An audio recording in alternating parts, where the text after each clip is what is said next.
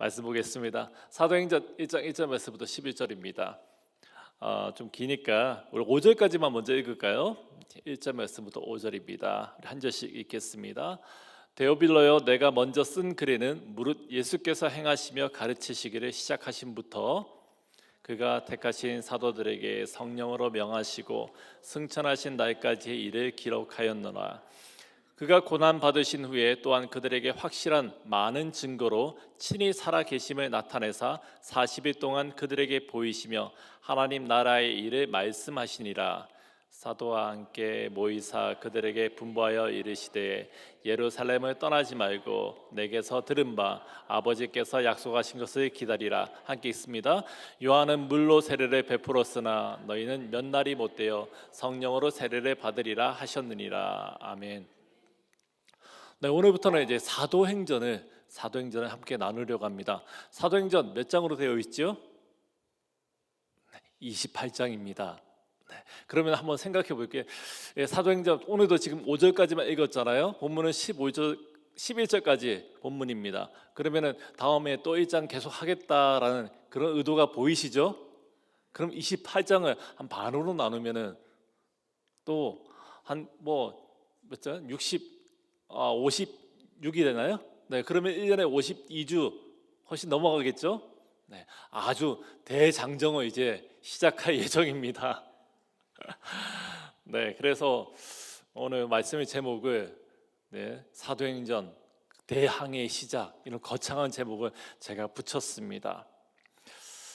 사도행전 이 말씀 누가가 쓴 말씀입니다. 1절 말씀을 보니까 데오빌로여, 내가 먼저 쓴 글에는 무릇 예수께서 행하시며 가르치시기를 시작하심부터 라는 말씀으로 시작하고 있습니다. 이 말씀 속에 등장하는 데오빌로에게 지금 글을 쓴다고 하는 내가란 이가 바로 사도행전에 기록한 누가입니다. 이 누가, 내가 먼저 쓴 글, 그렇다면 이것은 누가가 쓴 무엇을 가리킬까요? 누가복음이죠. 누가는 누가복음과 사도행전 이 두 권을 이렇게 연속성 있는 두 책으로 데오빌로라는 사람에게 헌정했던, 좀 올려드렸던 그런 것 같습니다. 그렇다면 데오빌로는 누구일까? 로마 역사 가운데는 이 데오빌로라는 이름이 나오지 않아요. 그래서 어떤 이는 실존 인물이 아닐 것 같다, 그렇게 말하는 학자도 있습니다. 데오빌로라는 그 이름의 뜻은 하나님을 사랑하는 사람이라는 뜻입니다.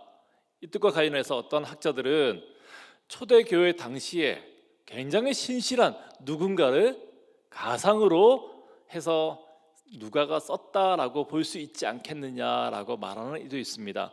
하지만 이는 조금 지나친 것 같고요. 저는 누가복음에서 이 데오빌로라는 각하라는 쓰고 있거든요. 이런 표현을 고려해 볼 때 정말 주님을 영접한 높은 자리에 있는 그런 어떤 누군가에게 이 말씀을 기록해서 올렸다라고 저는 이해하고 싶습니다. 어찌되었건 누가복음과 사도행전 누가가 썼다고요? 누가. 네, 이 정도로 우리가 앞에 부분을 얘기해 보고요. 대항해라는 이름을 붙였습니다. 대항해. 여러분들 이제 역사를 아시는 분들은 익숙한 표현일 것 같은데 15세기부터 17세기까지 대항해 시대라는 그런 닉네임이 붙어 있습니다. 역사에서. 왜 대항해일까? 신대륙 발견이라는, 유럽을 넘어서 신대륙 발견이라는 거창한 목표를 가지고 그 항해를 해 나갔다. 그래서 아메리카도 발견하고 인도도 발견하고 이렇게 영역들을 넓혀 나갔잖아요. 그래서 그 항해가 정말 거창하기 때문에 대항해다라고 역사에서는 부릅니다. 우리는 그런 바다로 나가는 것이 아니라 지금부터 사도행전이라는 말씀의 바다로 들어가려고 합니다. 그렇죠? 근데 이 사도행전 속에 너무나도 많은 것들이 있어요. 우리는 사도행전 하면 떠오르는 것들이 여러 개 있죠. 떠오르는 말씀이 떠오르는 이름들이 뭐가 있을까요? 바울이 있고, 또 베드로도 있고, 또 초대교회 여러 가지 모습들도 많이 나오죠. 아나니아 삽비라도 있고, 네, 여러 이름들이 많이 나옵니다. 근데 굉장히 단편적이죠. 이거 다 전체 그림을 우리는 지금 그리지 못하고 있을 수도 있어요. 마치 예전에 15세기에 처음 세계로 항해를 나갈 때 배가 뜨면은 가지고 있어야 되는 것들이, 준비해야 될 것이 두 가지가 있습니다. 항해를 하려면 첫 번째는 지도가 있어야 되겠죠. 배는 당연히 있어야 되고요. 그 다음에 어디로 가야 될지 모르니까 나침판이 있어야 됩니다. 그런데 이 나침판은 뭐 예나 지금이나 똑같습니다. 근데 지도가, 옛날 지도 보니까 이거는 초등학생들 보러 세계 지도를 그리라 그래도 이거보다는 잘 그릴 것 같아요. 굉장히 두리뭉실하게, 이게 그림인지 지도인지 모를 정도의 그런 지도를 가지고 세상은 바다로 나가서 발견하면서 조금씩 지도가 더 정확해지고 나아지는 것을 우리는 볼 수가 있지 않습니까? 우리는 어쩌면은 사도행전에는 어떤 그런 두리뭉실한 지도를 가지고 있는지 모르겠어요. 우리가 말씀 우리 함께 나누어 가는 가운데 좀 더 구체화되고 그 말씀 속에 있는 그런 진리들을 조금 더 깊이 있게 깨달아가는 그런 시간 되기를 간절히 소망해 봅니다. 그렇죠. 그래서 오늘은 그 첫 번째 시간입니다. 오늘은 이 항해 좀 약간의 좀 밑그림을 한번 그려보자라는 그런 내용을, 의도를 가지고 말씀을 준비했습니다. 첫 번째로 이 사도행전은 하나님 나라의 이야기를 담고 있습니다. 하나님 나라의 이야기입니다. 1절과 2절을 다시 한번 읽어보겠습니다. 1절과 2절 다 같이 읽겠습니다. 시작. 데오빌로여, 내가 먼저 쓴 글에는 무릇 예수께서 행하시며 가르치시기를 시작하신부터 그가 택하신 사도들에게 성령으로 명하시고 승천하신 날까지의 일을 기록하였노라. 아멘. 사도행전을 누가복음의 2편, 후속편이라고 이해한다면은 지금 1절과 2절에서는 전편에 해당되는 누가복음에 담겨 있는 내용을 요약하고 있습니다. 어떤 내용인가요? 예수께서 행하시며 가르치시기를 시작하신부터 승천하실 때까지의 일인 거죠. 이 내용이 지금 누가복음에 들어 있습니다. 이것을 한마디로 우리는 정의할 수 있어요. 우리가 잘 아는 용어죠. 바로 복음입니다. 복음은 예수님께서 행하시고 가르치신 것입니다. 주님께서 행하시고 가르치신 것이 무엇이겠어요?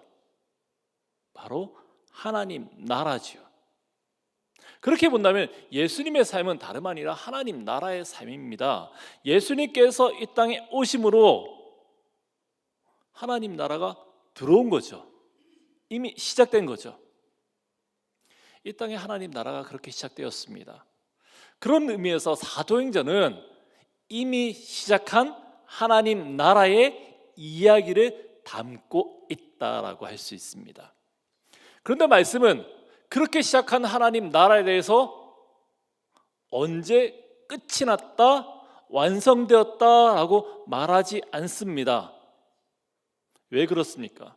비록 예수님께서는 부활하여서 승천하셨지만 다른 방법으로 그 사역과 그 가르침이 계속될 것이기 때문입니다. 예수님은 승천하실 때까지만 말씀하고 그친 것이 아니에요. 이제 예수님은 성령을 통해서 계속 말씀하고 계신다는 거죠. 제자를 통해서 또 말씀하고 계세요. 그들을 통해서 남겨진 성경 말씀을 통해서 오늘도 우리에게 말씀하고 계신 줄 믿습니다. 그렇죠? 말씀하는 방식이 달라졌을 뿐이지 예수님은 여전히 말씀하고 계신다는 것입니다.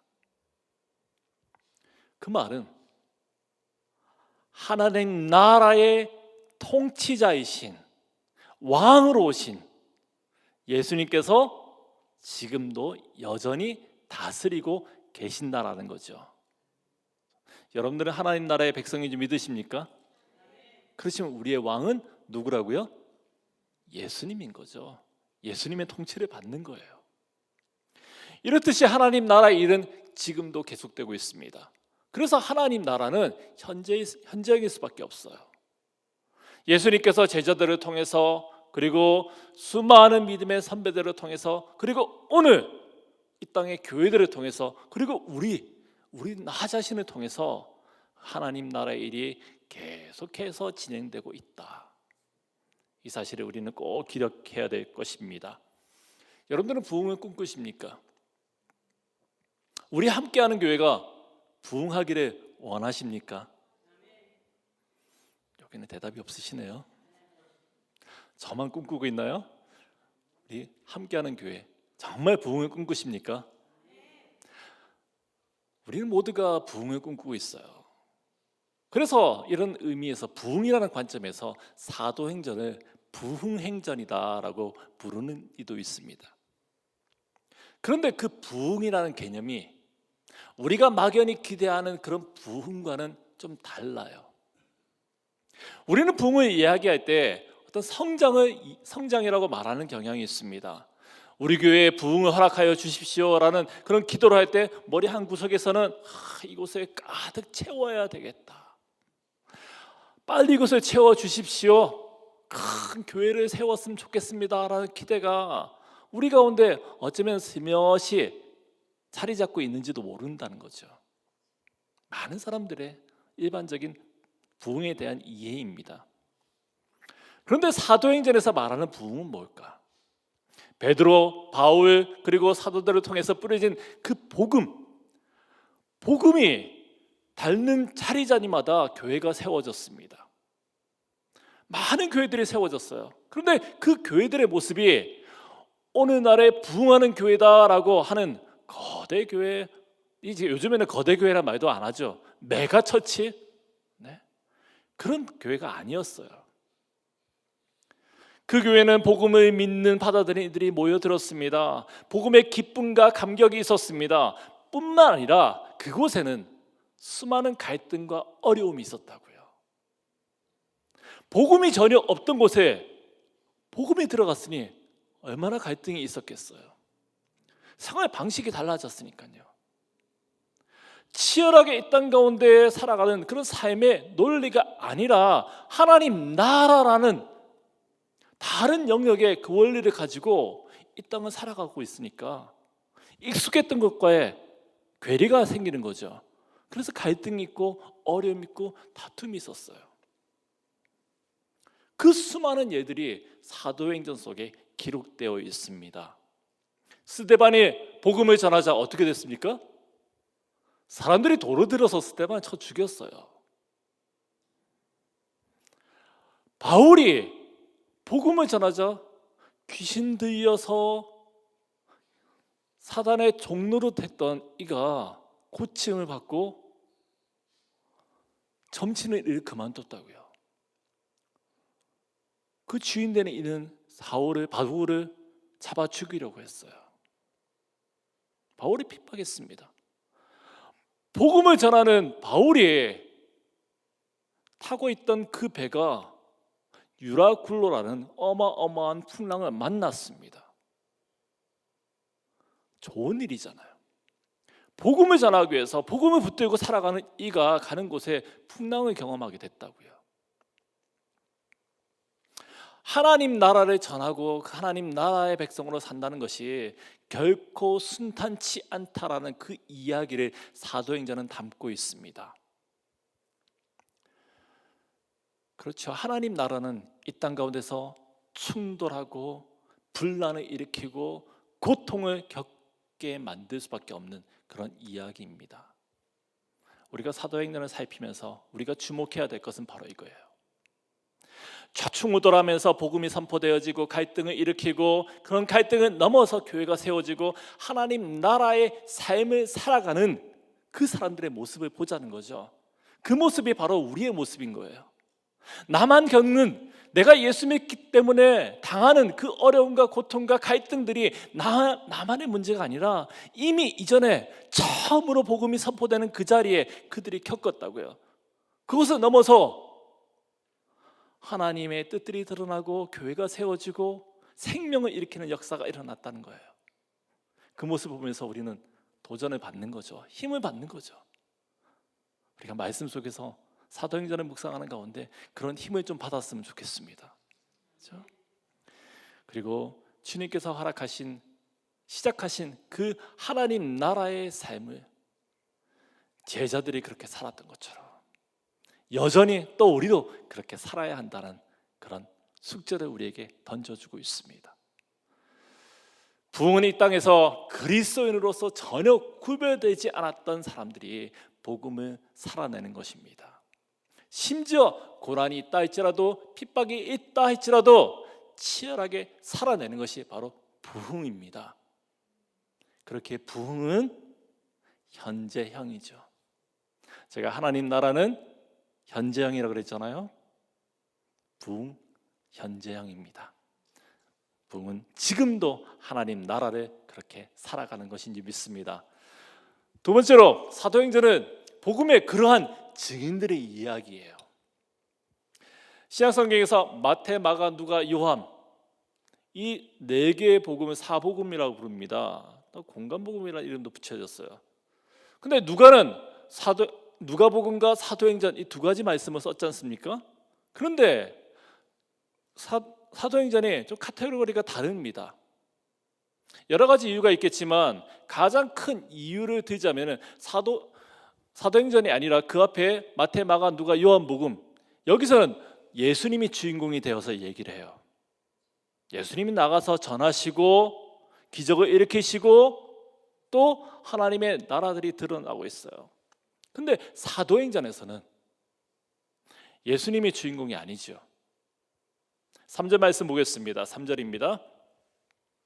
그가 고난 받으신 후에 또한 그들에게 확실한 많은 증거로 친히 살아계심을 나타내사 40일 동안 그들에게 보이시며 하나님 나라의 일을 말씀하시니라. 아멘. 부활하신 주님을 40일 동안 머무시면서 그들, 즉 제자들입니다. 제자들에게 하나님 나라의 일을 가르쳤습니다. 그리고 9절입니다. 이 말씀을 마치시고 그들이 보는데 올려져 가시니 구름이 그를 가리어 보이지 않게 하더라. 아멘. 예수님께서 40일 동안 제자들을 가리키고요 하늘로 올라가셨습니다. 승천하셨습니다. 그리고 하늘 보좌 우편에 앉으셔서 이 땅을 통치하시는 거죠. 사도행전은 이때부터 시작하고 있습니다.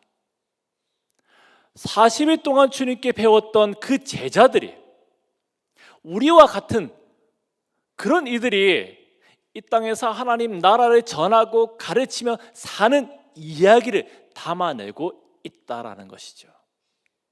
그들은 예수님처럼 기도하고 예수님의 말씀을 전하고 능력과 기적들을 행하였고 귀신을 쫓아내고 심지어는 죽은 사람도 살렸습니다. 그리고 그들은 예수님이 가르쳤던 그 가르침을 선포했습니다. 예수님이 기다리라고 말씀하셨던 그 성령을 통해서 그들 속에서 역사하게 하시고 자신을 닮아가게 하신 예수님께서 약속하신 그대로 이루어진 결과였습니다.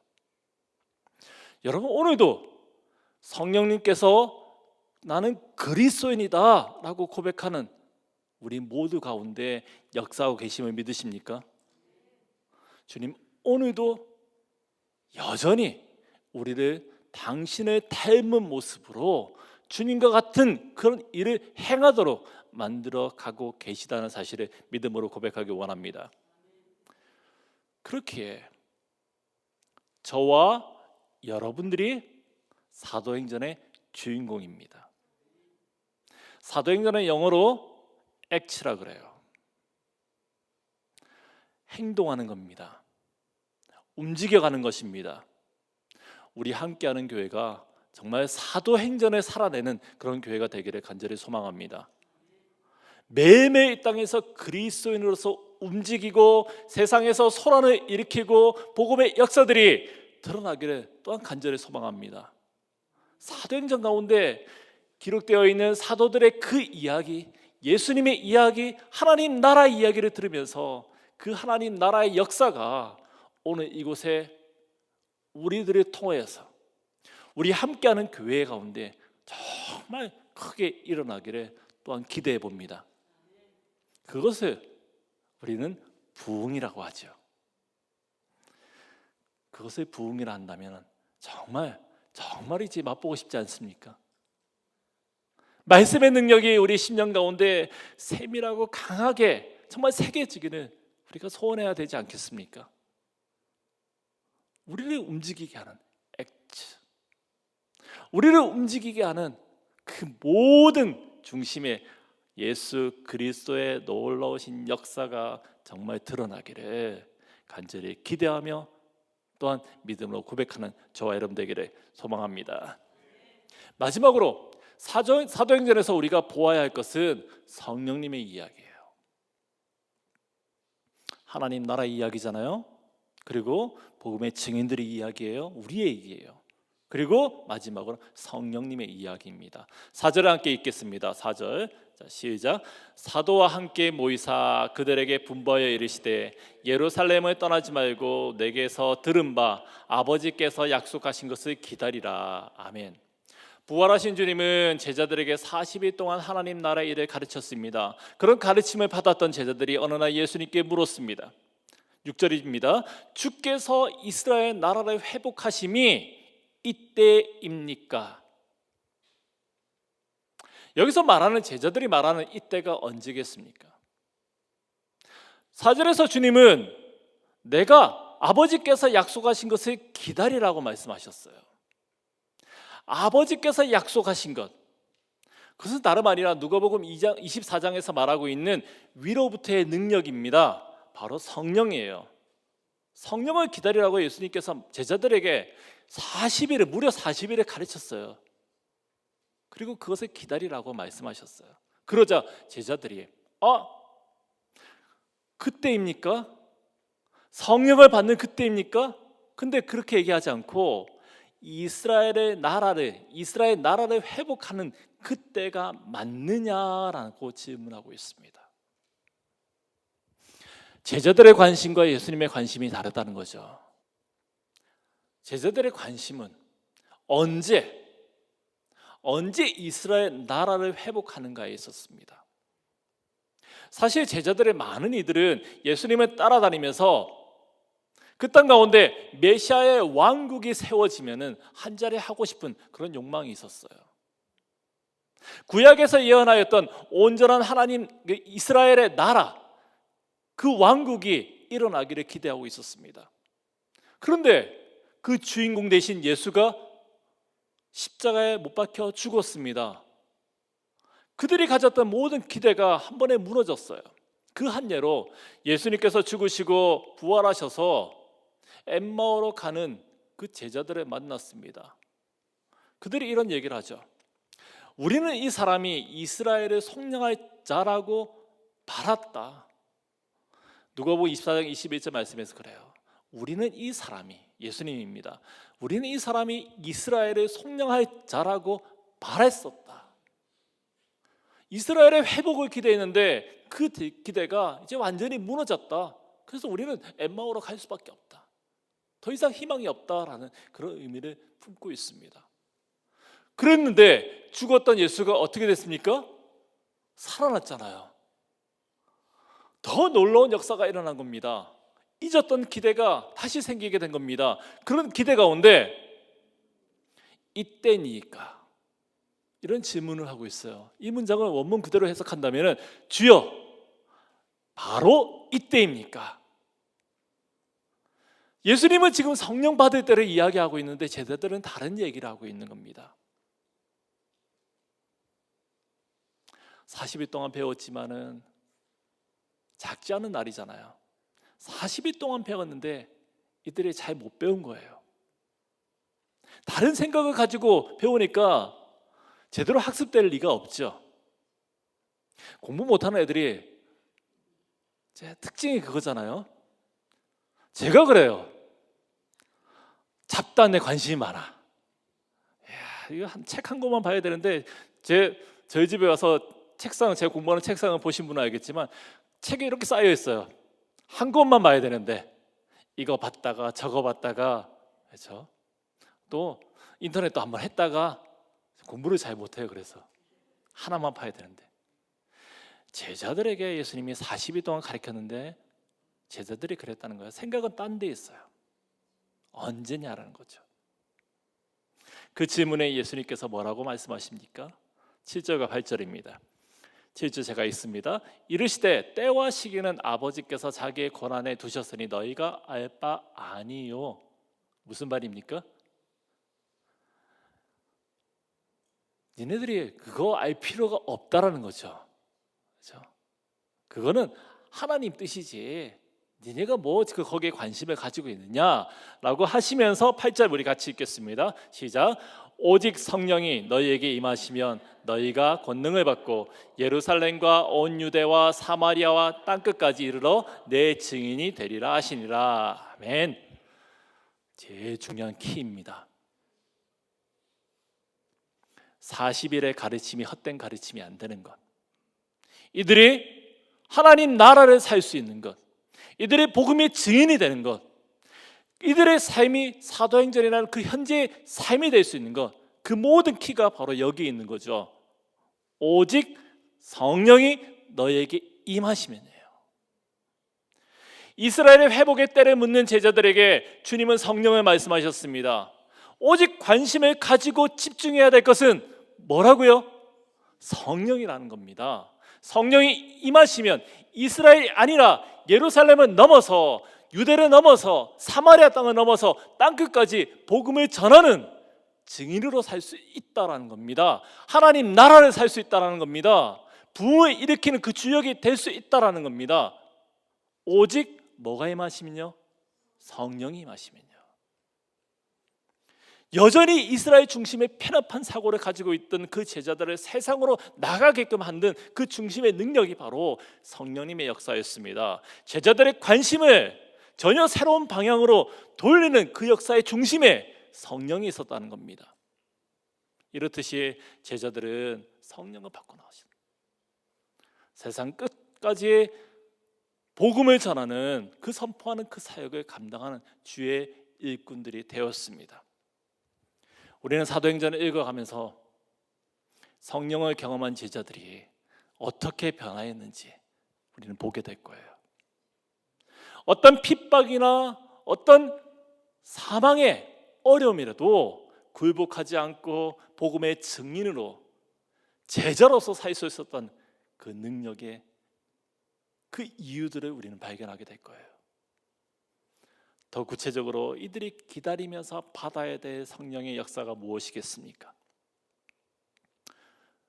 승천하여서 지금은 보이지 않는데 그 예수님께서 여전히 다른 보혜사로 성령님으로 그들 가운데 왕으로 계신다는 그 사실을 믿음으로 보게 되는 겁니다.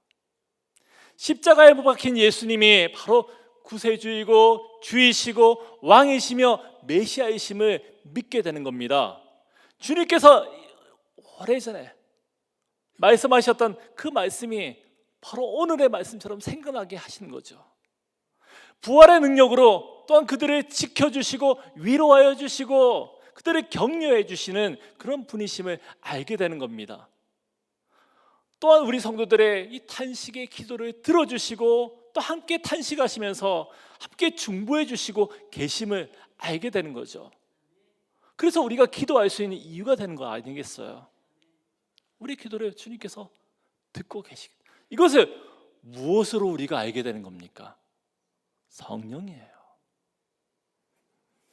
복음을 전할 때 지혜를 주시고요, 복음을 인한 고난을 겪을 때 우리가 견딜 수 있는 그 힘마저도 성령님께서 우리에게 주시는 거예요. 성령 충만했다고 해서 어느 날 우리의 언어가 바뀌고 막 이상한 행동을 하고, 비디오 클립 보니까 유튜브에서 그런 것도 보이더라고요. 툭 건드리니까 막 쓰러져요. 막 이상한 말 하다가 다다다 하니까 막 쓰러지고 난리가 나요. 그게 성령의 역사가 아니에요, 여러분들. 성령의 역사는요, 조금 전에 말씀드렸던 것처럼 복음이 증인이 되는 거예요. 주님이 살아계심을 믿게 되는 거예요. 우리로 하여금 어떤 이유에서라도 세상 가운데 힘을 다해서 주님의 백성으로 살아갈 수 있게 하는 그런 능력이 되는 줄 믿습니다. 그렇죠? 오늘도 사도행전은 계속되고 있습니다. 누구를 통해서입니까?